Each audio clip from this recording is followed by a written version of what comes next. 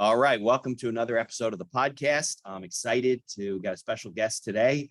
Tom will tell me how we hooked up because I never remember, but excited to have him on the show. If you are listening on your favorite directory and you can leave a review, please leave us a 5-star review. If you're watching us on YouTube, hit that like button, subscribe to our feed so we can keep bringing you valuable conversations like the one we're going to have today. So Tom, I want to welcome you to the show.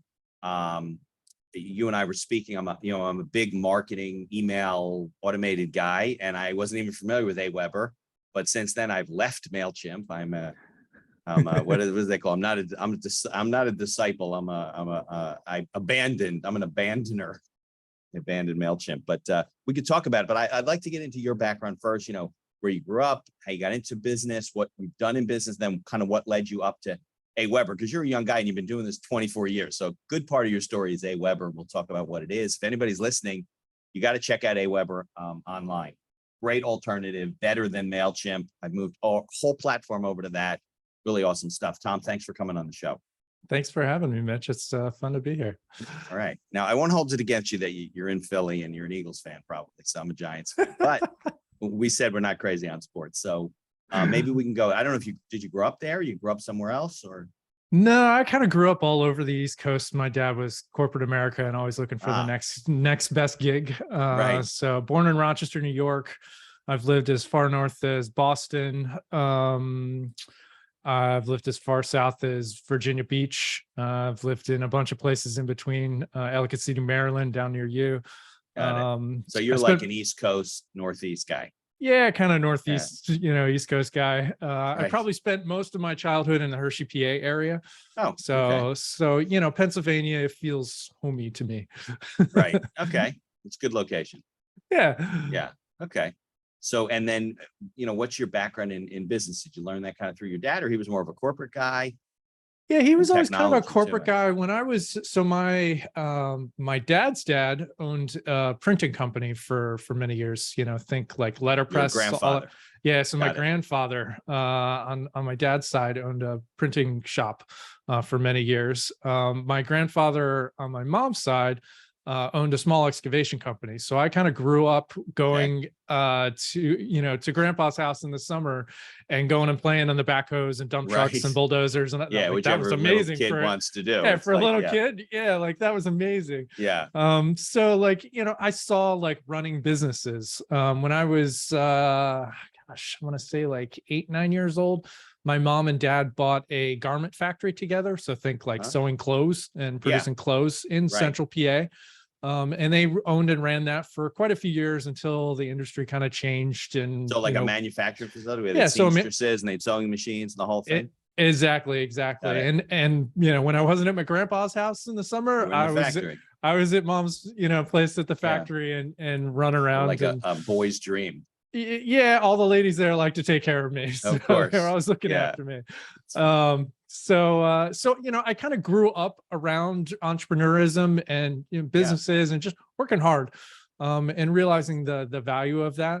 When I was in college, I went to Penn State York for a year for my freshman year of college, and I was studying mechanical engineering. Okay.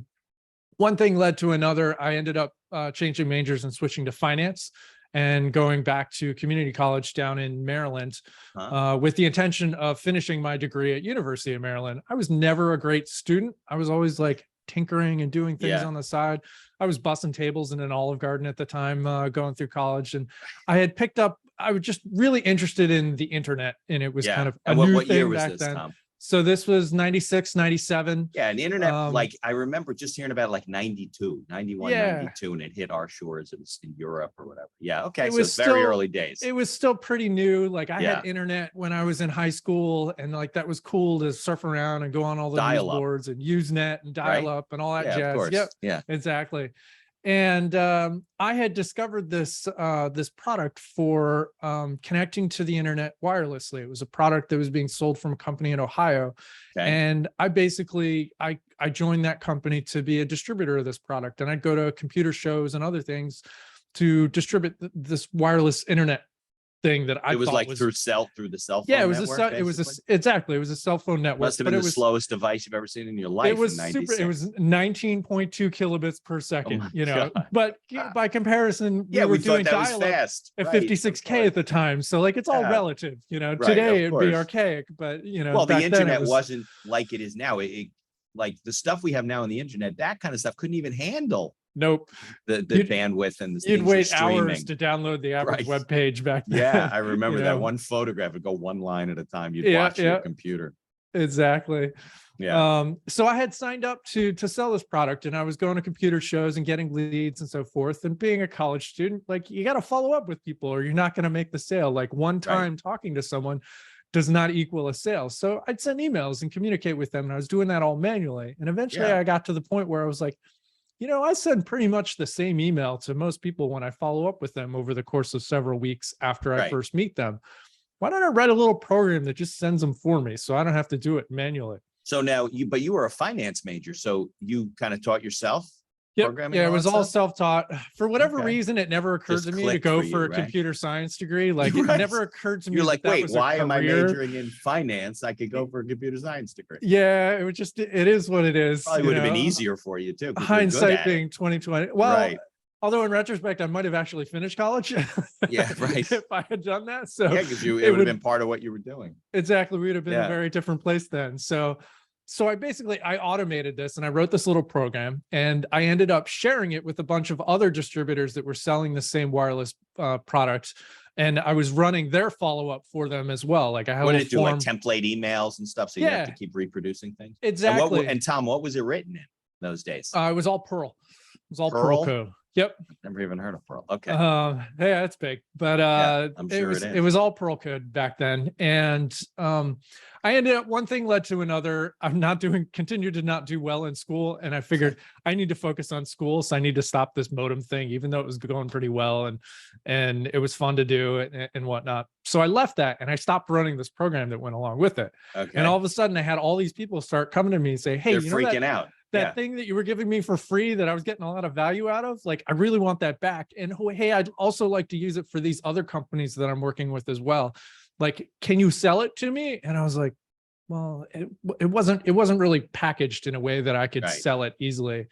And after I had about a half dozen coming to me saying, hey, I'll pay you for that. I'll pay you a monthly fee for that. I was like,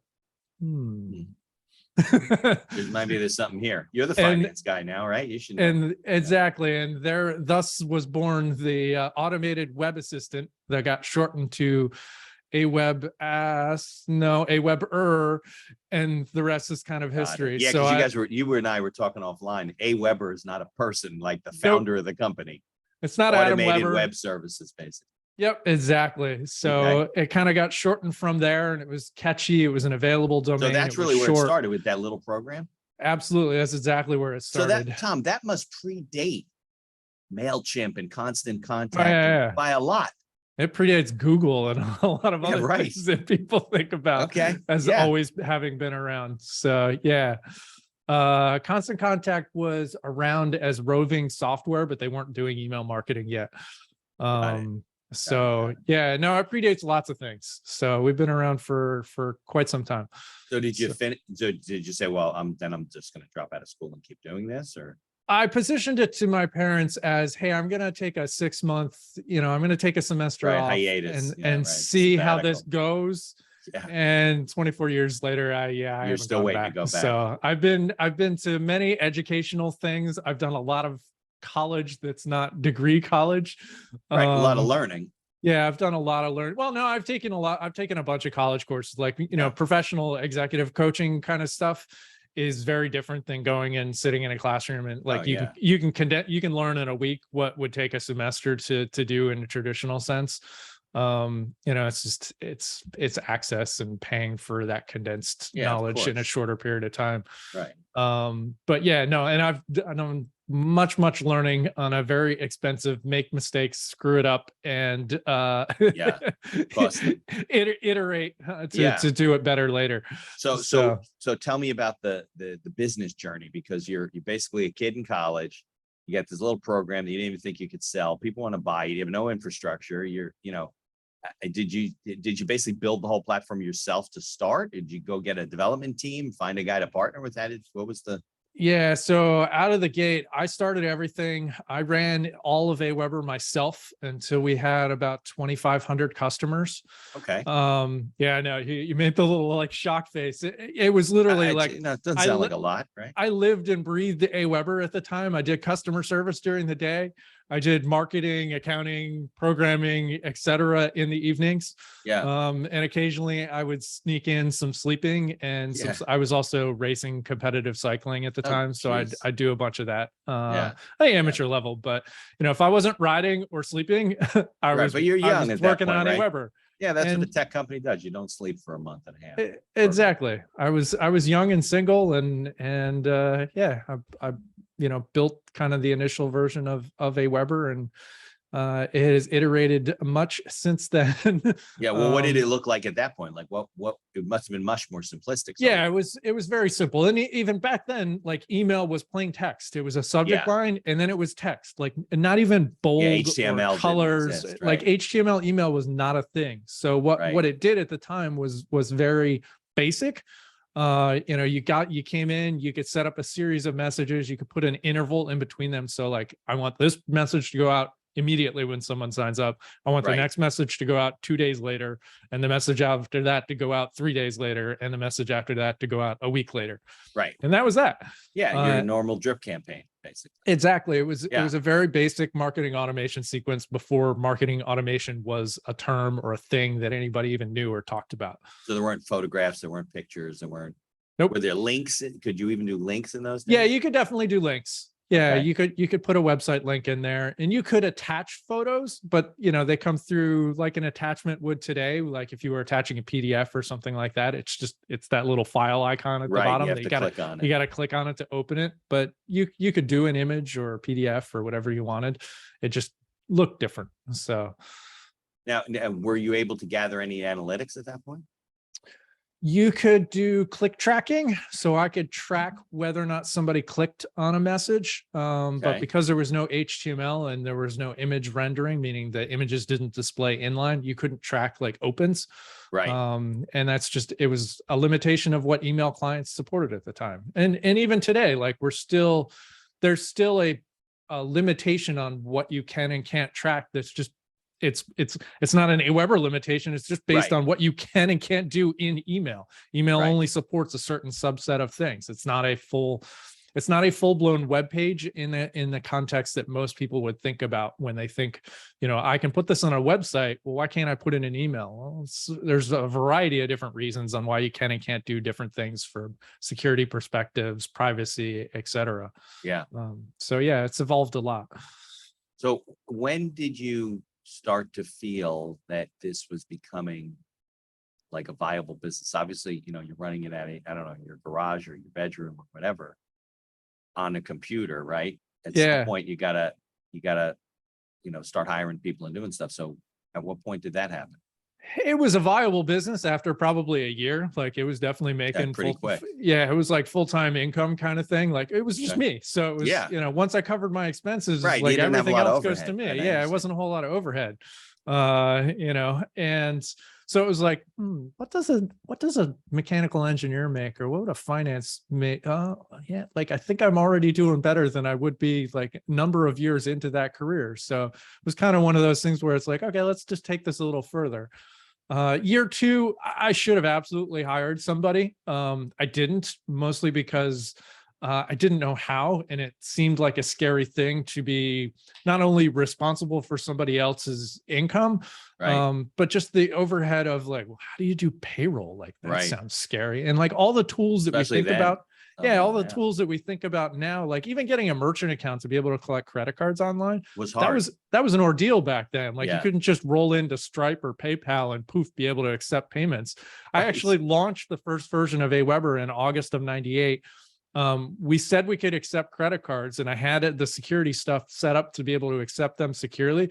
I had no merchant account to actually be able to process the credit cards on the back end. So I was just taking on blind faith that somebody was giving me valid details, that when the credit card account, the merchant account that I had already applied for that hadn't been approved yet, put that in manually. that I would put it in manually later and hope that Hopefully everything it worked went out. through. Yeah. Well, So, it wasn't a web-based program in those days, right? It was software that they were buying. no, it was all web-based. Yeah, Oh, it was. yeah, it was all web-based. It's always been all web-based. Yeah, you logged Okay. into the website to manage it. And that way, like when somebody puts a form on their website to accept subscribers, that's coming into our platform. You can manage, Right. log in and manage your subscribers on the platform. Yeah, You well, that can makes log in sense. and manage your emails and so forth. Right. And Well, then if we the credit card manage gets all of the denied, you actual could just sending cut it. them off. You could just. Yeah, exactly. It wasn't a big deal in the end of the day. Like I forget what percent. It was like less. It was a single digit number of people out of, a couple hundred that I had in the first like 2 months. So yeah, it was interesting, but it's, how do you launch something and kind of get to the point where you have a viable product? How do you like there's certain things you need and certain things you don't. And it's like at that point, I just needed to validate that this was an idea people were willing to pay for. And just the fact that you gave me something that looked like a credit card implied to me that like You were interested. And you probably pay for this when I can actually validate whether your credit card's real or not. Right. But did you write a business plan or a strategic plan that said, okay, these are my expenses. This I want, once I get X number of subscribers at X dollars, we can do this and grow. No, none of that. No, not in the early days. Not in the early days. As a company grew, yes, we definitely have, we go through a strategic planning session every year. Yeah, of course. We're constantly reevaluating. It's a whole different ballgame. How many employees do you have now? We're about 75, 80 at the moment. Not all local. Though. So no, right? Well, with COVID, we all went remote. We used to all be in Philadelphia. We used to have a big office here that we were all in. And with COVID, we went fully remote. We decided shortly after, like kind of mid 2020 to stay remote. It had already been something that had given kind of like a lot of our team wanted that from the context of just where they could get positions from a recruiting basis. Like it was just something we were constantly going against, is being able to recruit good people and because get them to our physical office, whatever, right? Yeah, exactly. So, we're now we have people in 15 different states around the U.S. and a handful of folks overseas as well. But they're full timers. They work only. So everybody's full time. So, yep. Yeah, no, look, if there's any business that lends itself to a virtual existence, it's definitely a company like yours. Yeah. I mean, there's nothing that anybody needs to do besides drink a cup of coffee and laugh and play ping pong in another room that they can't do remotely. For the most part, you'd be surprised when the rubber meets the road of like actually going remote. It's like, oh wait, how do we deal with that? How do we send t-shirts and swag to people? How do we deal with the bills? Like, no, there's ways to do it, but of course you gotta, things that used to be really simple that you used to just bang out of the front, the lobby of the office or from a, side stock room. It's like, okay, now I have to have completely different processes to handle that sort of stuff. So let's talk a little bit about business development, because I think, this is an entrepreneur show. And I think that that's important because you were almost building a company and a service that was needed to market itself, right? Because there was really no tools out there, and you needed to grow the platform. The platform was going to promote it, right? How else would you do it? You would use your tools, right? So how did you go about, developing the business in the early days? Yeah, so it's trade shows. I don't know. Yeah, in the software world, you call using your own product, it's typically called dog fooding. Okay. I'm not even sure what the historical. I just know that it's eating your own dog food. Like, hey, I made this. I'm gonna use this product at the same time. So it was really helpful for developing and making the product better. Like if I had a need for something in the product. Right?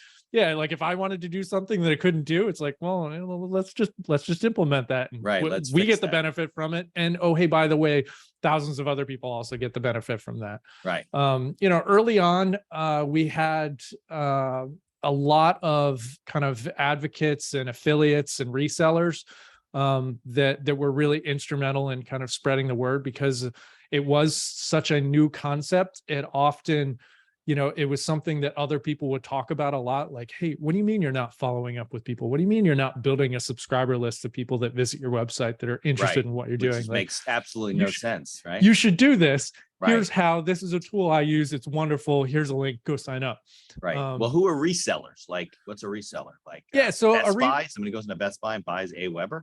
Yeah, well, no, not typically. So, Okay. um, most of them are actually a lot of our best advocates and resellers are business consultants, marketing agencies, Got it. folks that are teaching other businesses how to operate their business efficiently and effectively. Though Sure. those tend to be the best, because they have hands-on. They've used the product as well themselves. They've also helped many other people use the product, and they're able to give you a lot of the insights specific to your industry on what you should and shouldn't be doing Right. as a course of best practices. Well, do you have a certification program where you got people that are AWeber certified and they? Yep, we call it our ACE program. It's yeah. So yeah, we actually have certified experts, AWeber certified expert ACE. There you go. I like that. And yeah. And I didn't come up with that one. You're big. You're into acronyms. I like. Yeah. So so we have a network of folks that are certified to implement AWeber, and a lot of that is, it's not even necessarily, there's definitely a component of it that's using AWeber, but there's also a component of it is email marketing best practices, because a lot of people say that they know how to do email marketing. Yeah, no. And then you kind of get into the just bare basics, and it's like, well, no, you're kind of messing that up. Or, hey, you could be doing a lot better if you just tweaked a couple of different things. Yeah, exactly. Yeah. But at the beginning, you didn't have all this stuff. So I always imagine like a web-based service or something. They like go live and like look at the computer and be like, nothing happens out there. Yeah. Yeah. How did you start? Yeah. How'd you launch? When I very first launched, I launched it to the group of folks that were selling the wireless modems. I told them so about you had it. that group. So you had a little bit of a database. And I was actually running a moderated email discussion list. So basically I would publish a newsletter every week that was was on entrepreneurial topics, on building your business and so forth. It was very much one of those like, hey, I'm studying marketing and how to build a business before I even owned a business. And I had I'm trying to remember, it was about 3,000 subscribers on this. And I would send it out. I'd have a bunch of questions at the top, and people would reply back with answers to their questions, or responses to other messages that other people had put in. This was like an RSS feed, that type No, it was literally an email newsletter that I would send out. Oh, and people would subscribe, just like and people would subscribe. Okay. And it was basically, I curated, who asked the best questions and what questions were going to go into the next newsletter. And I would then curate the responses to the questions that people asked and the topics that we were talking about. Right. So I was kind of the author or editor of this little newsletter, and all the subscribers were the ones that were actually, kind of coming up with and curating most of the content. So this is back before, you really had like forums and Stack Overflow and all the different places that you go to have conversations in groups. So it's kind of taking Usenet back in the day and kind of bringing it over to the more modern email world, and bringing kind of like-minded people together. So I announced it to that 3,000 people. How did you build that list? Where'd they that come was from? That was just, I had started a little website that I had promoted it on, and it was just me going to other places where marketers hung out.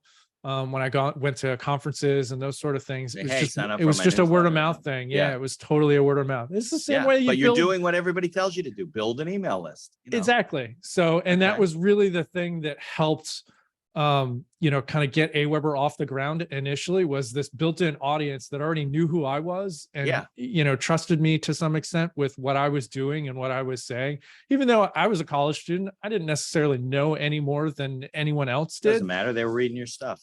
But yeah, I was looked at as, a bit of an expert around those things, even though I was learning and continuing there. It was just one of those things that I was really passionate and interested in. And I think that exuded to others, and they wanted to gravitate towards the solutions that I had. And at the end of the day, like, AWeber solved a real need for people. Of course. And that kind of, that really, more than anything, is the thing that gets you traction and gets people to talk about you. Is when I solve your problems, people aren't necessarily, they're not going to talk about your company. They're going to talk about how we always describe it as like, I want our customers to talk about how awesome they are and how awesome the thing is that they did. And then the byproduct of that is people are going to go, hey, how did you do that? Oh, hey, I use this tool called AWeber. to make my awesome newsletter and, you know, save a bunch of time and automate a bunch of follow-up, et cetera. They're going to, that product recommendation comes as a byproduct of you making that customer awesome in what they're doing and solving that problem and creating a lot of value for them. Yeah. So if you do that continually, your audience is going to expand. Right. Well, that's what they tell everybody. You want to build a podcast, you got to build an email list. You want to have a following for your business, you got to build an email list. And people, so many people still don't do it. Yeah. And they have an account with you, because I know you can start free, right? Yep, absolutely. Or they have an account with, I think MailChimp's free too for a period of time. And they don't do anything with it. They got like 3 leads in there and they're not like working the system. So biggest thing I always talk about from an email perspective and growing that is, you know, a lot of businesses get hung up in this like social networking, like whether it's building your audience on Twitter or Facebook or YouTube or otherwise. If Twitter decides they don't want you on their platform anymore, you're gone instantaneously. You don't and have what control happens? of it. What happens to all those other followers that were following you? They're gone as well. You can't communicate with them anymore. Right. Whereas email, I can export, like, as an AWeber customer, you can export your subscribers, just like you said at the beginning here. You exported your subscribers from MailChimp. You decided you wanted to communicate with them via AWeber to get the benefits that we have. And you can do that. You can transfer from it's a transferable asset there. So you obviously don't LinkedIn contacts, whatever. Yeah, like you obviously don't own the people, but like you own the ability to contact the people, and as long as they continue to give you permission to do that. But like I can move them from one platform to the other, you know, whereas on Twitter or Facebook, you know, when I post something, only 10, 15%, if you're lucky, of the people that have followed you are actually going to see what you sent. You know, when you send an email, everybody's going to see that. Like it's going to show up in everybody's inbox. At the very, you know, worst case scenario, it's 98, 99% of people are going to have it in their inbox. Right. So they have the opportunity to engage with what you sent. You know, if we sent emails and we only delivered 10 or 15% of them, like people would be up in arms, about that. So not only are you building an asset that's transferable, you're building an asset that like actually reaches your audience wherever they happen to be. And it's still, you know, email is the thing that people wake up in the morning and check. It's the thing that they check before they go to bed.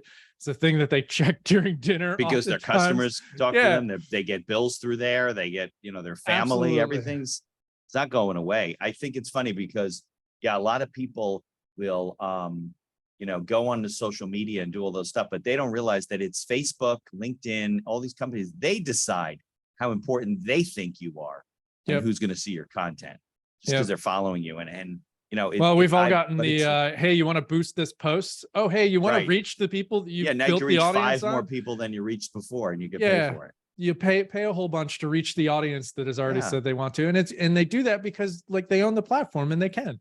Right. So why wouldn't they monetize that? Right. And I'm not saying you shouldn't post on social media. You have the ability to do that through your automations and stuff like that. Absolutely. But it's got to be supplementary to building an email list. Years and years ago, I read a book. It's one of my favorite books I talk about all the time. It's called The Referral of a Lifetime. It was written by it's a Ken Blanchard series book. The co-authored it, right? And when I first read it years ago, there was no email. So you'd have to send out postcards, whatever. But it was a parable story about a woman who was, trying to find her way in business and she met these different people. But it was a story about the value of keeping in touch with the circles that you keep and the people that you know and the people that like you and trust you and get your information. And, now you come full circle where we have automated and electronic mail. That becomes even more valuable. I think they use the number of that most people really know, like, let's say 250 people on average, and if you take each of those people know another 250 people, that's like 62,000 some odd people, something like that. So even just at that level where you sit down, like you said, and you said, well, listen, I have these people from, the wireless business I was in. There are a couple hundred people. I don't know what the number was, but whatever. You start with who you start with your community, and that grows exponentially. And now with email marketing, the ability to keep in touch without having to literally print and mail a postcard or send a letter to all these people on a regular basis, you keeping in touch with people is by far, you get people that say, oh, I didn't realize you did that. Well, that's my fault for not keeping in touch and communicating with them. And it just makes it harder to do business. Yeah. You know, I'm sure you market to all of your customers. You know, it's not like you just sell them a tool to market. You do the same thing. Absolutely. I get emails from you guys every day. Oh, tips and tricks. And so it's the one shortcoming. Well, there's two shortcomings, right? Business owners tend to not do the planning that they need to do to maybe see the bumps and bruises and the traps down the road. And I'm not saying they got to write a business plan out of Harvard with charts and graphs and it's got to be 170 pages. I'm talking about, basic strategic planning. This is what I need to do to get to here, and this is how I'm going to adjust and so forth. That's the first thing. But the second thing is they just still don't get it about building let's call it a keep in touch program, not just an email list, a keep in touch program. Maybe there's special clients that you want to recognize and you want to do special things for them. Like you said, tagging and, bifurcating, because that's when you get into the weeds, when your list doesn't become just a list, right? It starts becoming more detailed. Mm-hmm. But it's I've interviewed 250 people and it's the number, and I do a lot of customers. Number one shortcoming is failure to do that. And like you said, if you do any research online, like how do you grow this? How do you grow? The first thing everybody says is you got to build an email list. I don't care if it's YouTube, podcasting, Absolutely. marketing for your business. And they're all feeders into that as well. Like all of those social platforms are feeders into building that email list. Yeah. And they're great. And they're also great ways of, kind of boosting the algorithm. So like we have a thing called auto newsletter that will, so you can take like your podcast feed, like your RSS feed from your podcast or your YouTube channel and plug it in. And every time you publish a new video on YouTube, you can send out a newsletter that'll let people know that, hey, I posted this new thing. So rather than relying on the algorithm and YouTube to show up, and only, show up in 10% of the people that subscribed it, now anyone that's on your email list will affirmatively always get a notification about the fact that you publish a new video and that's something that they're interested in.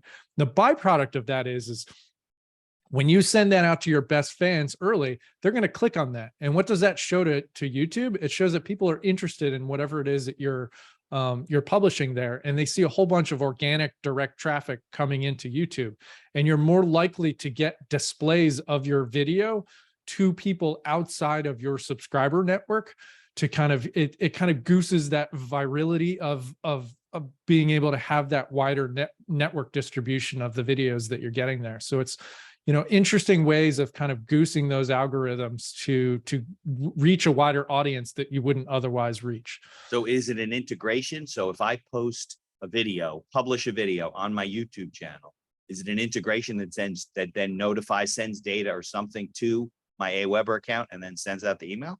Or do I have to? It's the other way around. So we actually we'll pull YouTube periodically and look for new videos and automatically send them out as a result of polling there. So we will pull, I think it's every half an hour or 60 minutes, and look for new videos. And then if it is, you can set up criteria like, hey, I want to send the last 3 videos that I've published in my news feed.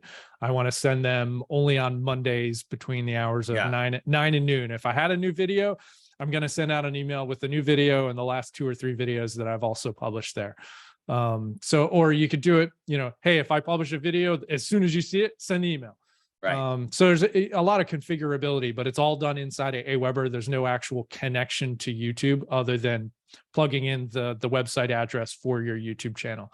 It's really it's pretty straightforward and pretty easy. Got it. So we have a bunch of cool. It knows that you posted the video. Yep, exactly. And then activates whatever the automation. We call it auto magic internally. We like to do a lot of things that's like it feels like magic when it just works, Right. And it just happens. To you it's not magic. To us, we have no So idea what's going on. exactly. No, there's a lot of complicated stuff that goes on behind the scenes to make it work, but we like to make it look like magic to users. So and we have templates set up to make it really easy to do.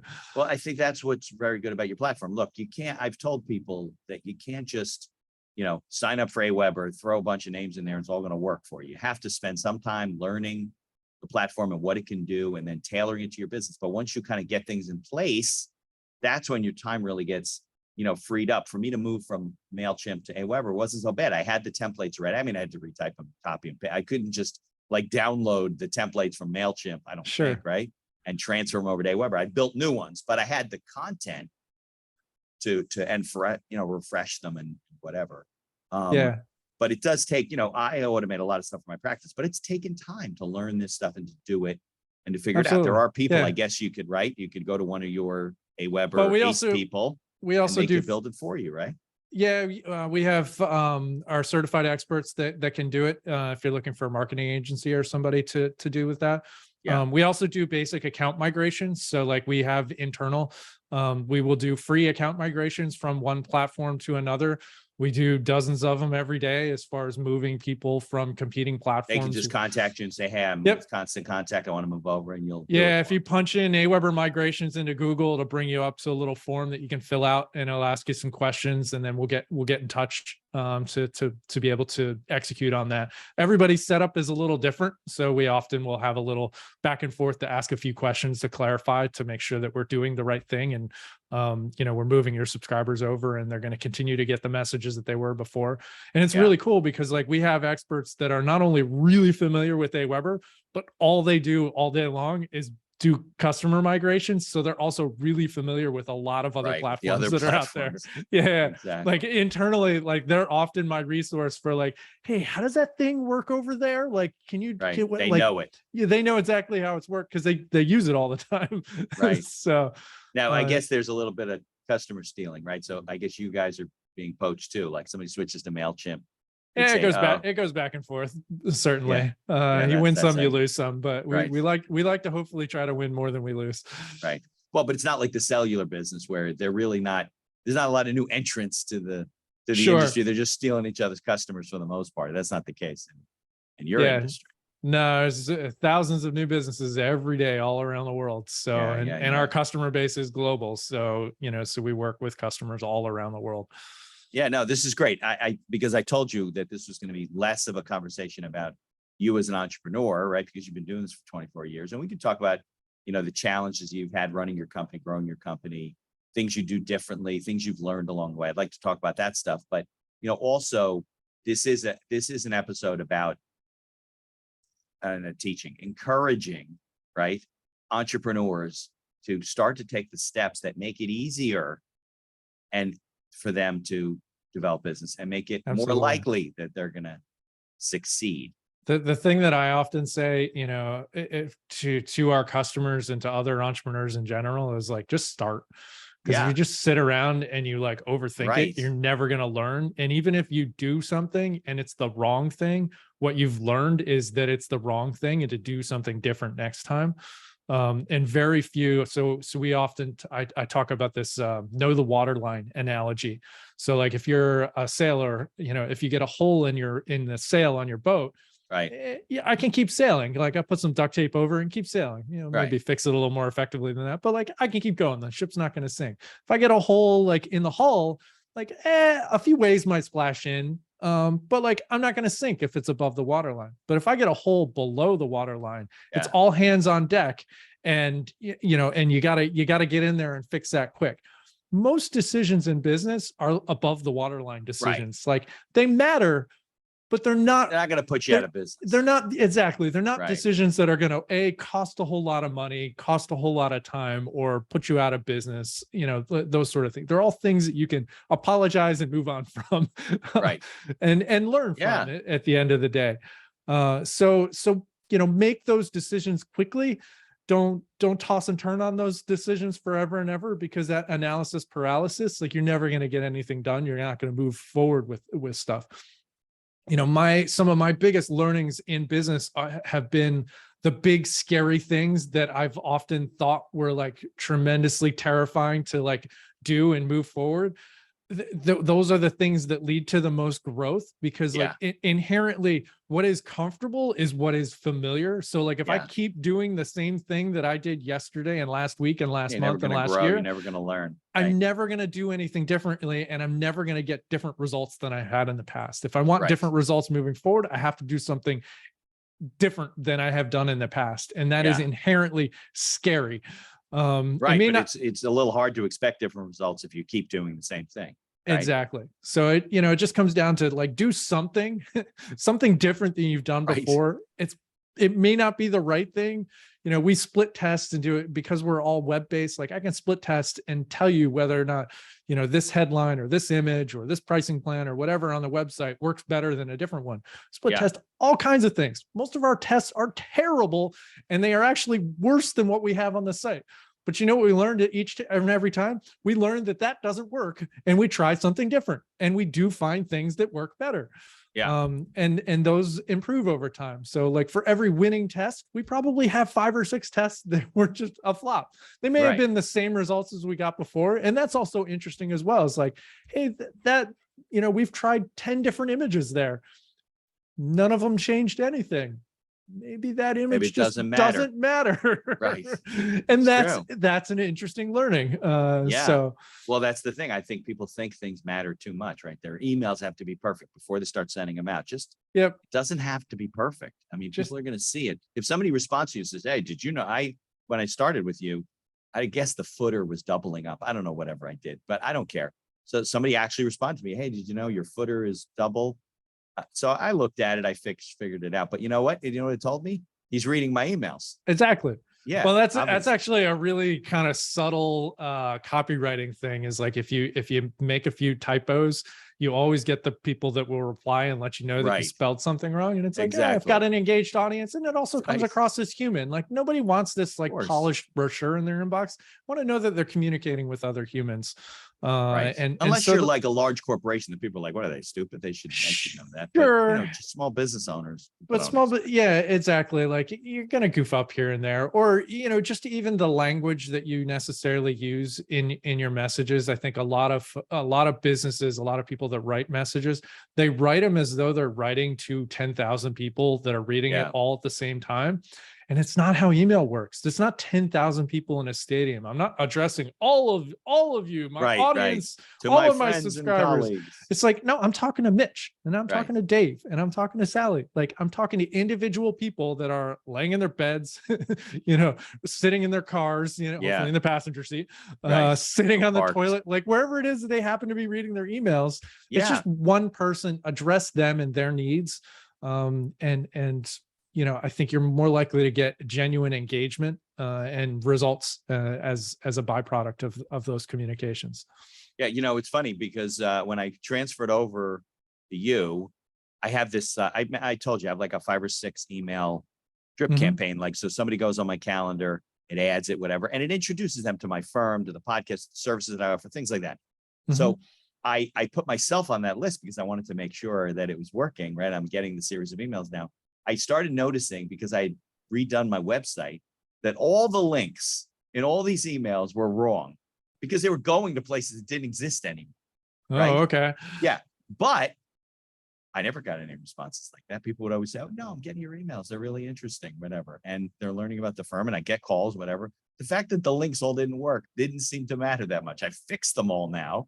Yeah. But nobody really, and now maybe it had an impact, but am I going to like worry I've lost all this business? I don't think so.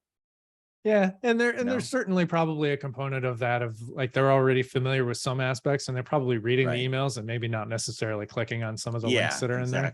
Exactly. A lot of folks, when they send messages, it's kind of like, you'll get to the bottom and we go, what am I supposed to do with this? Was there an action that they wanted to take? And like, that's not clear. Or or there's 50 links in a message. Like a lot of people way over what it is that they're sending. And it's like, it turns people off. They just tune out. Yeah, it just becomes like there's just too much. And it's like too much to process. And it's like, what's really important here? What is the message that they're trying to get through? Right. Because they're bombarded with everything, just like we are. Absolutely. All day. So you started to talk about what's some things that you did as, in building the business that you would do differently or learned from, or, found. How many days do we have? Okay, good. It's a good question then. Things that I would do differently. Gosh, because you really are. You are, like, everybody says this, but you're really an accidental entrepreneur. I mean, you built this program to do things for yourself. Then you start sharing it with people, and then they're like, whoa, wait, don't go anywhere, Tom. Can we buy that from you? And you're like, oh, and you kind of fell into, and then grew from there. And now 24 years later, you're still doing it. Absolutely. Yeah, there was no plan to be a business early on other than Right. like, hey, let me see if I can make some money at this. Like that Right. You was needed to that pay was bills. that was the extent of like, Right. hey, maybe I can make more money at this than doing the mechanical engineer or finance thing that I was planning on doing. Right. Yeah, in retrospect, hindsight, yeah, I can. So things to do over again. I would definitely hire somebody sooner. Yeah. That would have like, as much as at the time it felt scary, it was also one of those, like, I played this like weird game in my head of like, I don't have time to hire someone. Right. I know It's people like, do that. that's It's better for me to just do it because if I got to yeah. hire, but they don't realize the long-term impact. Exactly. In the Yeah. long term, like, you need to suck it up and figure out how to hire that person and spend the time to train them, because you're never going to scale without being able to do that. And Right. even the whole process of hiring and training someone, there are ways to do that that are more efficient than other. I see so many businesses where it's like, oh, just go talk to Frank and he'll show you everything you need to know. Right. That's their plan. And Frank's like, what? Like Yeah. Frank's not even prepared for it. Well, and every time Frank trains somebody, he trains them a little different because Frank's just going off the top of his Right. head. There's no, and then Like, Frank's not in one day and the new person comes in, now they're screwed. the institutional knowledge, I think, is really important. So we spend a lot of time, and it's actually one of the things that being remote has helped. It's helped with the, hey, just turn around and talk to the person that's next Right. to you Can't at do the that. desk over. Like, yeah, you can still communicate. We use Slack, and we use a lot of video conference and that sort of thing, but like, it's not as easy. So we Yeah. really encourage our team to document things and to write down processes and how stuff works, so that Yeah. one, it becomes this institutional knowledge that even if that person moves on to another company over years, Right. or moves into a different position, I have what was in their Right. You've head captured their knowledge. Yeah. and how they've done that position, so that when somebody else comes in, they can look at it and go, hey, okay, this is what we're doing. And also, this is a little bit of the why behind why we're doing it that way. And like, hey, I can tweak this in this little way and improve it. And it becomes that kind of iterative process that you can see evolve over years, but it's that documented process Yeah. that allows you to move through things. So like, when you post a blog post, you don't forget to put alt tags on images, or you don't forget to, make sure that the images are optimized to be as small as possible and load quickly, or you don't forget to put in some of the SEO based, titles and those sort of things. It Right. becomes that checklist. It becomes the, the pilot taking off. You often get pushback from team members when it's like, hey, use the checklist. It's like, well, the next time you're on an airplane, well, the pushback is usually, I'm an expert, I know what to do. It's like, Right. Okay. The next time you're on an airplane and the pilot is getting ready to take off, they're an expert. Would you rather that they just wing it and back up the airplane and take off? Or would you prefer that they go down through the checklist and make sure that all the Like T's gas are leaking crossed from the wing or something. Exactly. They got the right amount Yeah. of gas. They closed all the doors. They Yeah. turned on the lights. They programmed the radio. They asked for clearance. Like, Right. they did all the things. It's like that checklist keeps you alive. Yeah. And while in our business, like, someone might not die because we screw up But an it email. improves your success and the It- way the it company runs improves- and how you help people. Exactly. Like, we're more Yeah. likely to push software that doesn't break and doesn't cause problems for all of our customers around the world. And when if it does break, like, that involves a whole bunch of emails and customer calls and time out of their day that it's not good. Like, lots of bad things happen. Right. So it's the ability to execute uniformly and consistently time after time after time, regardless of who's doing it, from that institutional knowledge that's been built up. So writing documentation has always been key to, kind of our process and how we do things, and our training and how we train people. We record a lot of sessions so that our team members are getting consistent, training when they onboard. Everybody on the company, no matter what the position, goes through the same first week training, mostly about how to use our product, whether you're HR, customer service, software engineer, marketing. Right. You'll learn how to use our product, and you learn how our customers use our product and the problems that they're solving with that, because that allows them to go back to be experts at what they're doing. I'm not saying every business should necessarily operate like that, No, but it we depends found on the kind of business. yeah, we found it's really helpful for our team members to go and then execute on what they're doing most effectively. Yeah, no, I think businesses do need to better document the different positions in their company, what people do. Now, do you have like a manual, like a major main document that everybody kind of goes to? It's got different sections in it, or Yep. does it vary by department and position? Well, we have documentation that spans the whole company. We have thousands of pages of document. So we use an Atlassian product called Confluence. It's like an internal wiki / blog type product. So it's all searchable, and so it's all searchable. You can search it up and write out about the different product features that we have, around how a lot of the engineering stuff works. Like, we've been doing this a long time. We have millions of lines of code that actually run what it is that AWeber is. We have dozens of software engineers that are writing new things. Like right now, as we speak, new things are getting released and pushed out to the website, and doing that effectively requires documentation, because not only do we have to build it, so I need documentation on what to build, I then need documentation on how to operate it, and then I need documentation on how to train our CS team members on how to use it to educate our customers on how to use it, and then we have to have the product marketing documentation on how to educate customers on the new things that we released and how to get the most value from them. So it kind of ranges that whole gamut, and there's that whole process, and that most of that transpires inside of our Confluence installation, where anybody can write docs, and it's encouraged that they're living documents. Even though I might have wrote it, if you come along later and I left something out and there's some additional context that could be helped, could have been added, they're encouraged to go in and add that there, so that the next person that comes along has that additional context and doesn't have to come to me and say, hey, I got a question about number 5. They've updated it, and now somebody else doesn't need to ask that same question again. And it becomes that kind of institutional knowledge that grows. Sounds like something ripe for blockchain at some point. You got all these people using it all over the place. You got to make sure it's correct.